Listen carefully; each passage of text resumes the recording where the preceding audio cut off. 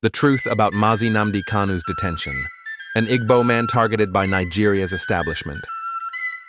The stark reality is that Mazi Nnamdi Kanu, as an Igbo man, is marked for persecution by the Nigerian establishment.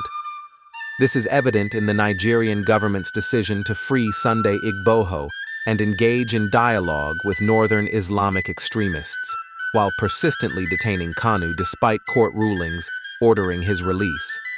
His unlawful confinement exposes a clear bias against him as an Igbo man. Nigeria has profiled every Igbo person in Nigeria, and we are just witness its evidence in Mazi Nnamdi Kanu. Some Igbo people, who believes they are free citizens, will one day confront the harsh truth of their marginalization.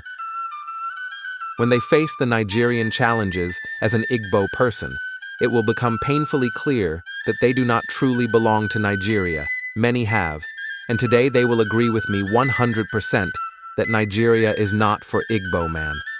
Despite the government's subversion of the rule of law to keep Mazi Nnamdi Kanu confined, we will not be silenced.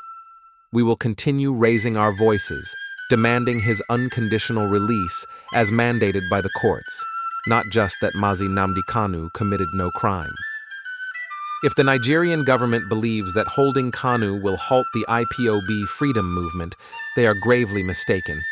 IPOB is a moving train, growing stronger every day, and we will relentlessly demand Kanu's freedom while advancing the cause of Biafran self-determination.